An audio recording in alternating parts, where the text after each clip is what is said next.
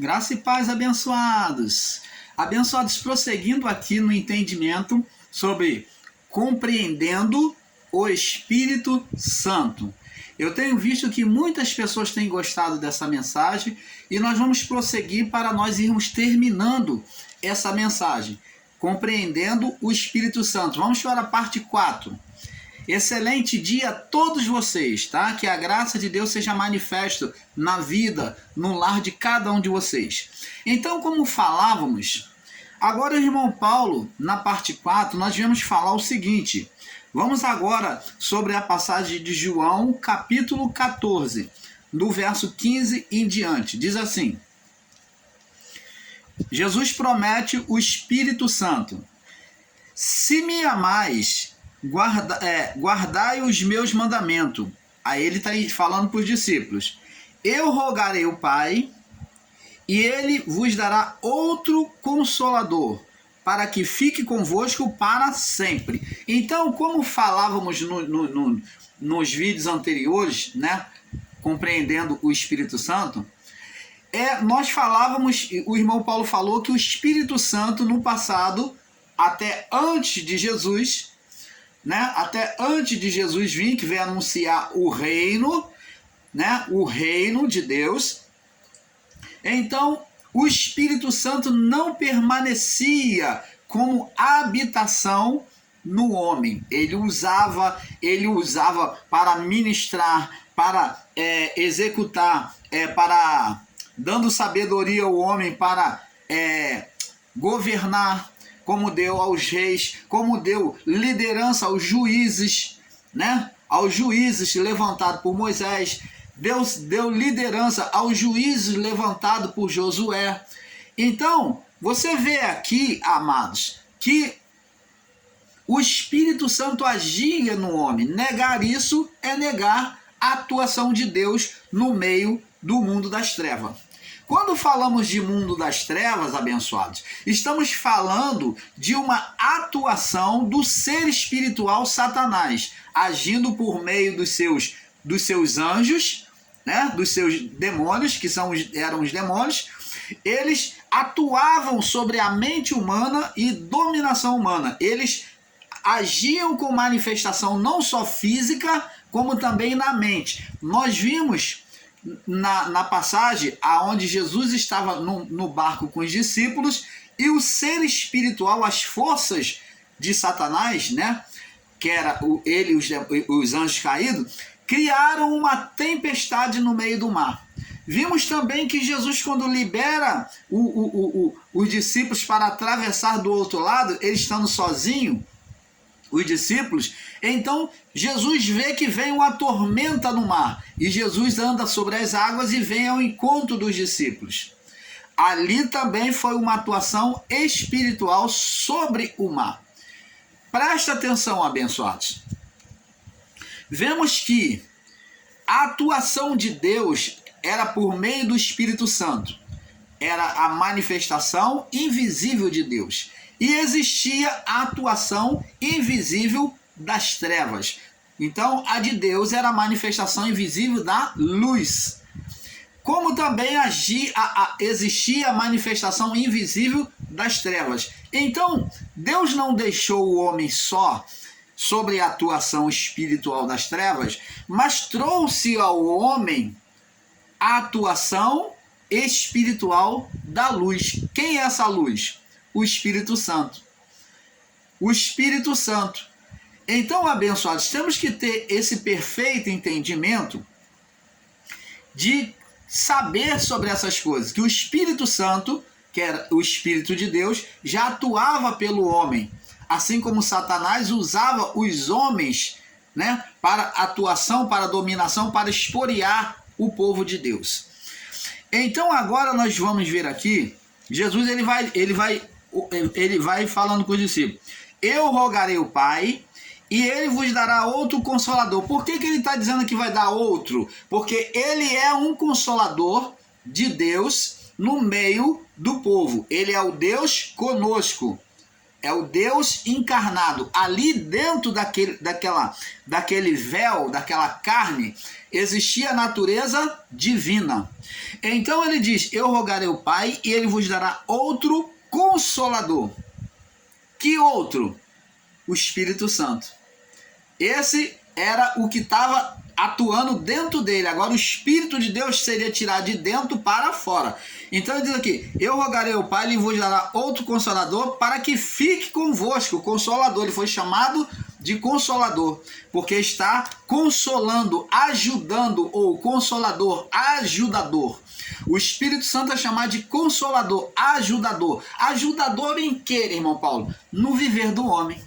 É ele que Jesus disse: quando falardes acerca do reino dos céus, não direi, ele está aqui ou ele está ali, porque ele estará dentro de vós. Então, acerca do reino dos céus, que é a manifestação do Espírito de Deus produzindo, ajudando, manifestando-se ao homem. Então o Espírito Santo, na sua manifestação na vida do homem, ele atuaria como? Como consolador, aquele que vem consolar, aquele que vem ajudar, aquele que consola, ajuda. Então ele vem ajudar nas necessidades do homem. Como? Ajudando o homem em meio às dificuldades da vida, em meio às dificuldades que ele enfrenta. Jesus, quando falou com os discípulos, falou sobre eles o final dos tempos, ele disse: ó, no final dos tempos, muitos de vocês serão presos, serão levados à prisão diante do Sinédrio, mas vocês não temam. Quando você estiver diante do Sinédrio, não temam o que vocês vão dizer, porque o Espírito Santo falará por vós. Opa, que maravilha do Pai! Você está vendo? Jesus está dizendo para eles que agora eles falariam direcionado quando fossem inquiridos diante de uma justiça humana, né? Diante da justiça humana, que era injusta, o Espírito Santo iria falar por eles, iria falar com eles. Então, quando eles abrissem a boca, o Espírito Santo ia falar.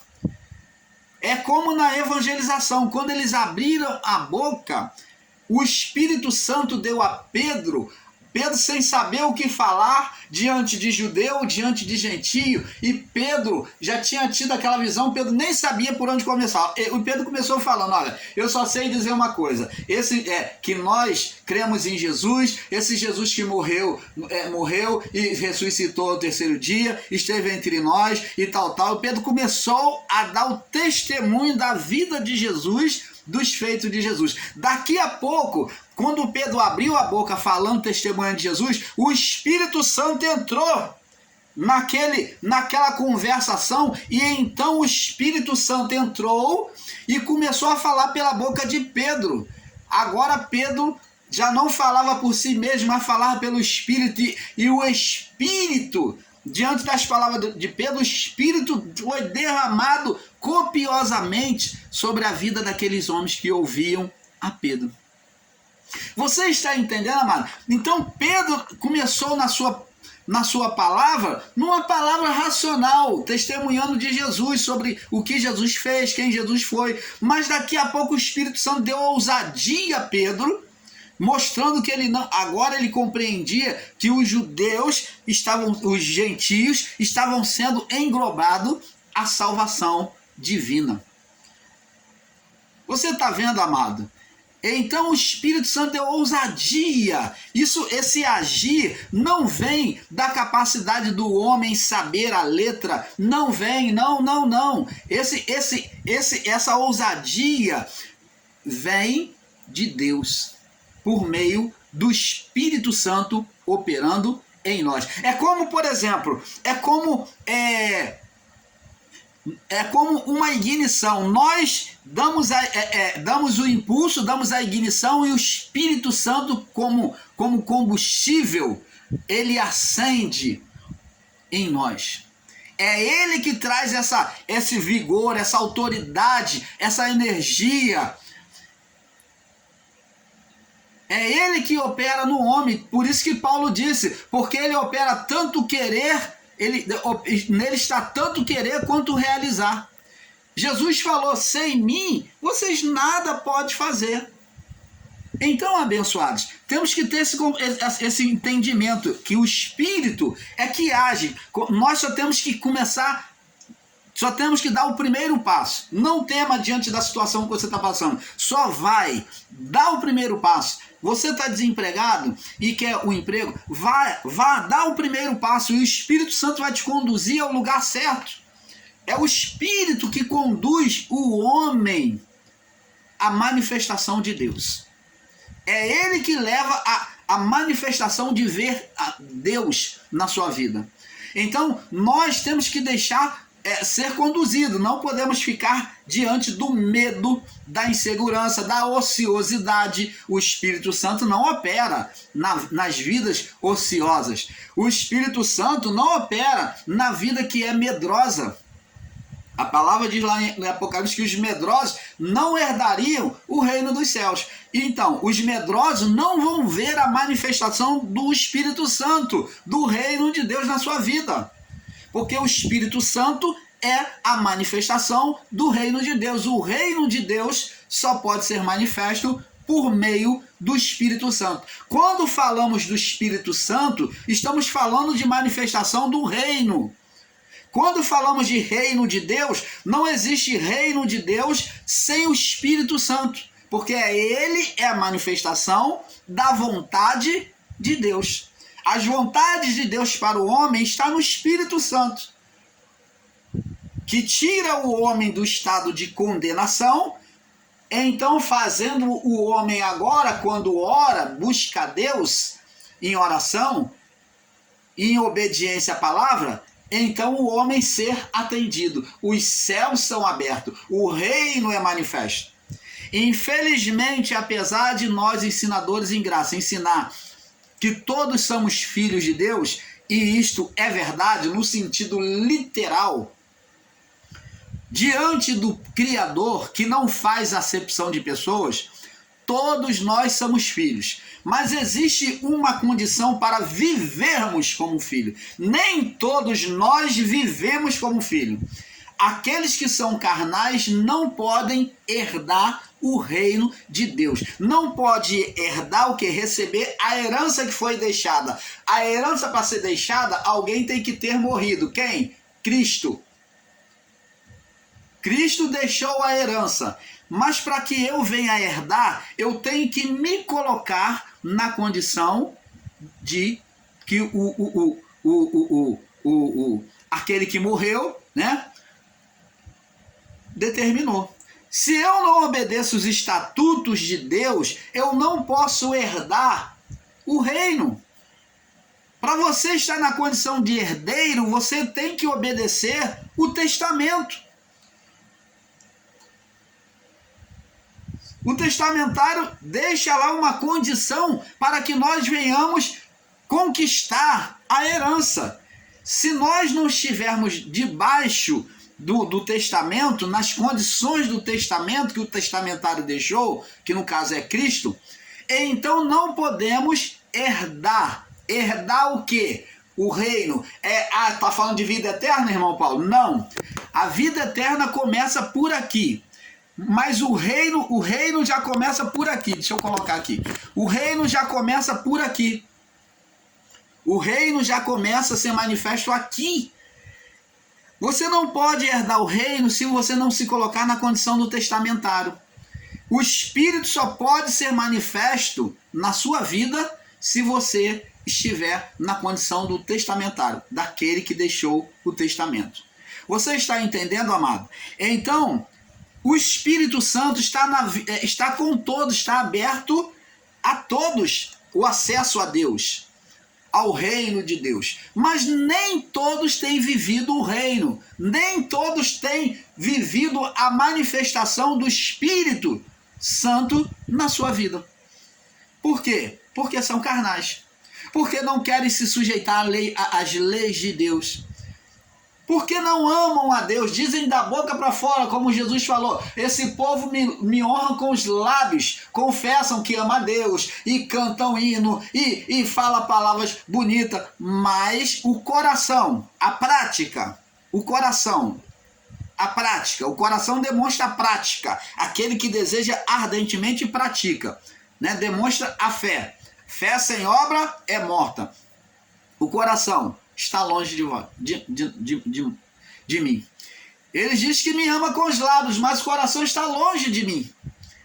Então, amados, se não tem a prática do amor a Deus, que é amar a Deus é se sujeitar à sua palavra, amar ao próximo, então nós somos mentirosos em relação às verdades divinas. E isso, irmão Paulo, traz condenação para o homem? Espiritual, não. Vai trazer condenação espiritual contra a própria vida do corpo, a vida da carnalidade. A vida da carnalidade traz condenação contra a própria vida do corpo. Mas a sua condição diante de Deus é a mesma. Você está entendendo, amado? Aquilo que o homem, Paulo disse, não erreis, Gálatas 6, 7 e 8. Não erreis, porque Deus não se deixa escarnecer. Porque naquilo que o homem semear, isso também ele ceifará. Os que semeiam na carne, que são carnais, vão colher o quê? Bênção, que Paulo diz? Não. Paulo diz que vão colher corrupções, condenações na vida do corpo. Vai ser corroído o seu desejo, vai ser corroído por forças malignas. Vai ser corroído o desejo do seu coração, aquilo que você queria conquistar, vai ser corroído. A saúde muitas das vezes é corroída, a família é corroída. Por quê? Por causa dos desejos, dos nossos desejos carnais.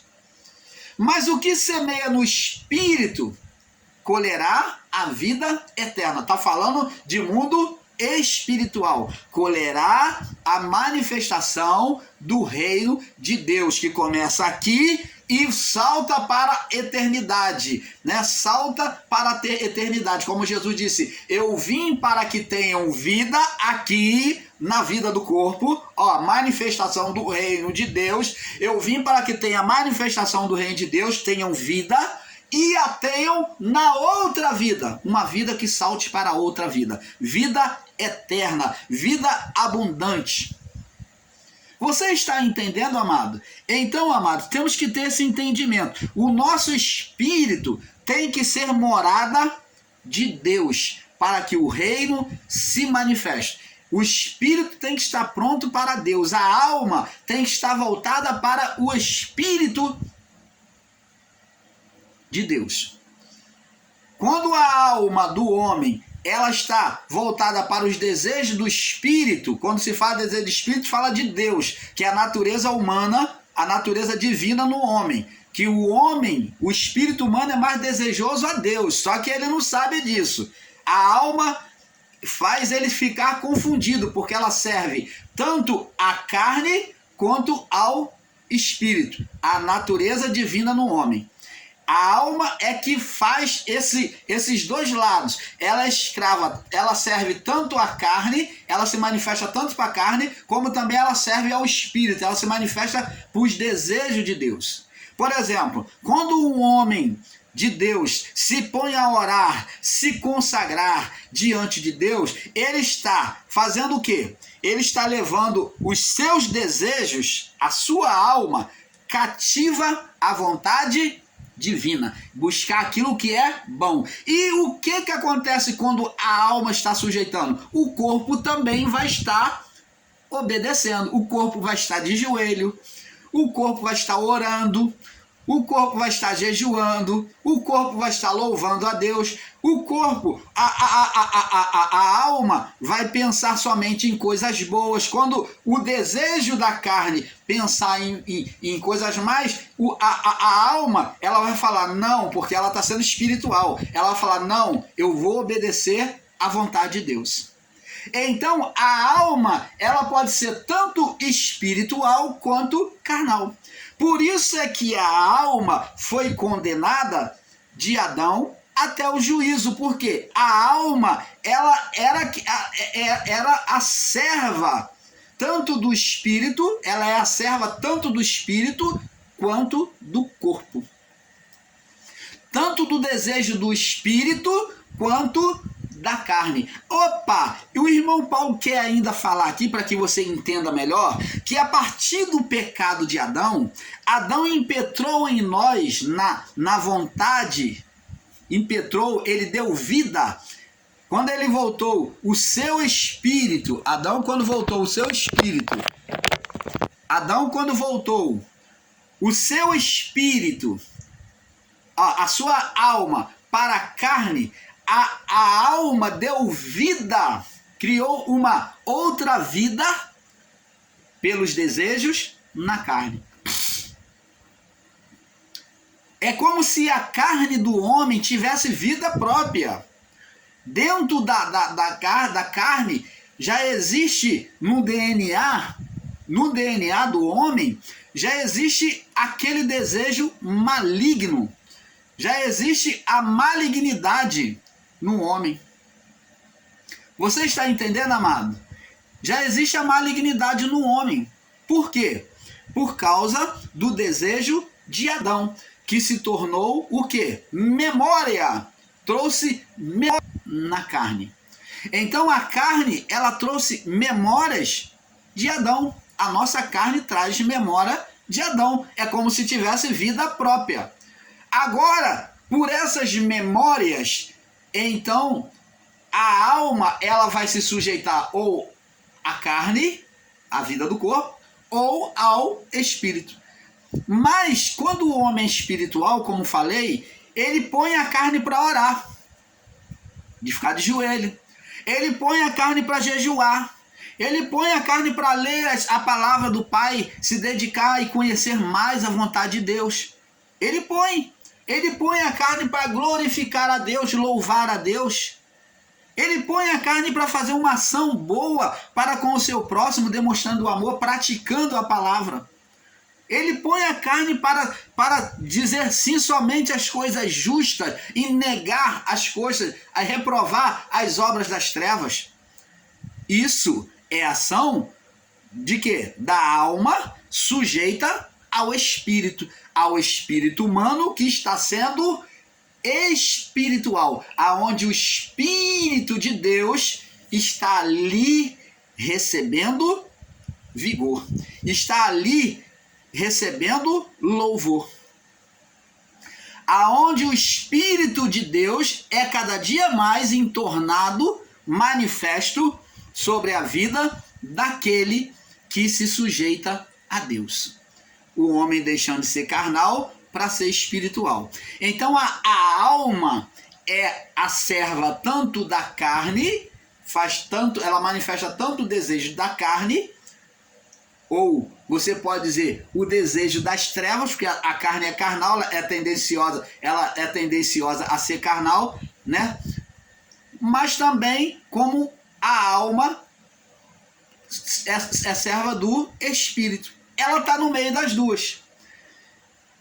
Agora, vamos deixar bem claro que o espírito, somente o espírito humano, somente no espírito humano, lembrando que alma e espírito são juntas. Lembrando que alma e espírito é junto. Não existe vida, alma, sem espírito, porque o espírito é vida. Para existir a alma é porque existe algo, uma vida ali, um ser espiritual que deu vida. Então essa vida é a vida do espírito. Essa vida da alma é a vida do espírito. Só que são manifestações tanto do corpo quanto do espírito. O espírito é o lugar de manifestação e habitação de Deus, o espírito humano. É por ele por ele que o Espírito Santo faz habitação em nós, faz morada em nós. Todos têm o espírito. O espírito humano está ali, pronto. E Paulo Paulo diz que o espírito está pronto. O espírito está sempre pronto. Então, o espírito humano está ali pronto para Deus. Mas a alma, agora, ela pode ser tanto manifesto, né? Tanto morada da carne, quanto do espírito, como já explicamos. Se nós entregarmos a nossa alma para a carnalidade, como disse Ana, a minha alma engrandece ao Senhor. Olha o que Ana diz.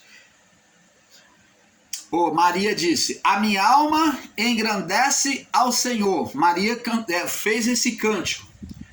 O meu espírito se alegra em Deus, meu Salvador. Vamos observar isso. Maria está dizendo que quando a alma dela engrandecia ao Senhor, vamos dizer, trocar em miúdos para que você entenda, meus amados. Vamos trocar em miúdos para que você entenda. Ela está dizendo que quando eu tomo um comportamento espiritual, a alma engrandecendo ao Senhor, comportamento espiritual, se voltando para Deus, o espírito dela se alegrou em Deus, meu Salvador. O que ela está dizendo? Que o espírito estava sendo fortalecido. O espírito dela estava sendo fortalecido em quem? Em Deus. Então, o espírito humano, ele pode ser aceso ou apagado, dependendo da dedicação a Deus. Aí vamos entender por que Estevão tinha uma fé muito mais manifesta, ou vamos dizer no termo humano nosso, tinha mais fé do que muitos outros apóstolos. E Estevão combatia os falsos profetas, demonstrando a sua fé de maneira ousada, desafiando a fé daqueles falsos profetas e mágicos e encantadores. Estevão era ousado porque era um homem cheio do Espírito Santo. O que é ser cheio do Espírito Santo? É ter uma fé exercitada sobre a palavra. Lembra do cântico de Maria? A minha alma engrandece ao Senhor, eu me torno espiritual e o meu espírito se alegrou. O meu espírito se alegrou em quem? Em Deus, meu Salvador. Ela está dizendo que o espírito dela foi fortalecido, recebeu vigor. Alegria aí é vigor de Deus. Então o espírito dela foi aceso. Então, amados, Estevão tinha um espírito mais aceso em Deus do que muitos outros apóstolos. A medida de fé que Deus deu a cada um de nós é a mesma, mas o que vai fazer a diferença é o exercício da fé. Aonde eu posso ter uma fé mais excelente do que o meu irmão ou não. Vai ser a dedicação a Deus, a entrega a Deus, é que vai me tornar uma pessoa mais espiritual ou com mais fé do que a outra. Infelizmente, apesar de muitos irmãos negarem isso, mas esta realidade existe. Se não há exercício da fé, não há fé igual ao que vive a fé sobrenatural. Não adianta, quantas pessoas querem imitar, quantas pessoas na sua inveja querem imitar os outros irmãos nos seus ministérios, os outros pastores, porque ele produz, o ministério dele é uma bênção, Deus se manifesta, e quantos ministérios querem imitar fazendo as mesmas coisas? Só que vai fazer pela carne. Por quê? Porque essa pessoa não está cheia suficiente da mesma fé, do mesmo espírito. Você está entendendo, amado?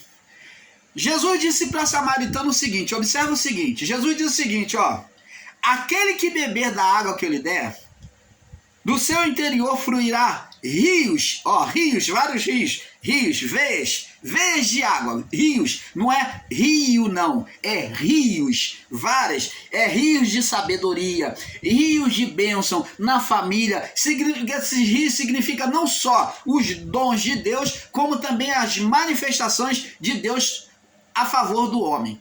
Do seu interior fluirão rios de água viva. Nele se fará uma fonte, nele se fará uma fonte da onde? Do interior. É o que aconteceu com Estevão. Estevão estava naquela explosão de fé, naquele dinamismo de fé, porque era cheio do Espírito Santo. Ele era uma fonte nos seus dias. Que se salte nele para a vida eterna. E foi o que aconteceu com Estevão. Ele mostrou o poder de Deus com excelência até chegar a sua hora da sua morte, que foi para a glória do Pai. Você vê que ele estava tão cheio do Espírito Santo que ele pediu a Deus para não imputar o pecado dos irmãos que estavam apedrejando ele enquanto ele morria. Isso é estar cheio do Espírito Santo. Você está entendendo, abençoados? Então, abençoado, diz aqui, verso 17, ele falou assim, João 14, agora 17. O Espírito da verdade, o Espírito da verdade, que o mundo não pode receber, porque não vê. O mundo, aquele que é carnal, não pode receber, porque não vê, eles não enxergam as coisas espirituais. As coisas espirituais só são vistas e entendidas por homens espirituais. Existem coisas aqui que o irmão Paulo fala aqui, que muitos que estão aí em graça ensinando, não conseguem digerir e entender de jeito nenhum. Por quê? São pessoas carnais. O mundo não conhece, porque o mundo não vê, porque nem o conhece. Mas vós, aquele que tem o Espírito, conheceis, porque habita convosco, que mora em vós. Mora no seu Espírito. E estará em vós, morará em vós. E ele diz no verso 18: não vos deixarei órfão, desamparado, sem pai, mas voltarei para vós. Ainda um pouco, o mundo não me verá. Ele já está falando sobre a sua morte. Mas vós me vereis, porque eu vivo e vós vivereis. Naquele dia conhecereis que estou no Pai. Porque como que vai conhecer que estou no Pai? Como que eles iriam saber? Pelo testemunho do próprio Espírito Santo dentro deles. Daria certeza. Convicção. Deus fala, meu irmão. Deus fala no nosso coração. Deus não é uma força espiritual só, não. O Espírito Santo não é só uma força, um poder, não. Mas ele se manifesta como pessoa dentro de nós. Ele fala, ele revela, sim. Ele cura, ele liberta, ele é o nosso amigo e o nosso companheiro. Por isso ele foi chamado como pessoa de consolador, ajudador. Ele diz que não ficará sozinho, desamparado, mas enviaria o Consolador. Naquele dia conhecereis que estou no Pai e vós em mim. Agora ele diz aqui no verso 21, para nós passarmos para o próximo vídeo. Aquele que tem os meus mandamentos, tem que obedecer a palavra, tem que ser espiritual, e os guarda, esse é o que me ama. A prova do amor a Deus. Observar a palavra de Deus, viver a palavra de Deus. Aquele que me ama será amado também por meu Pai. Então se obedecer a palavra de Cristo demonstra amor a Deus. Então o Pai vai ter prazer nessa pessoa, né? Vai dizer para ele, como disse para Jesus quando se entregou a obedecer, cumprir a lei. Este é meu filho amado em quem eu tenho prazer. Não foi quando Jesus saiu das águas? Então o meu Pai o amará, e eu também o amarei, e me manifestarei a ele. Ele me verá, ele verá a minha manifestação por meio dele. É o Espírito se manifestando nos desejos do nosso coração. Como Paulo disse, porque nós não sabemos pedir como convém.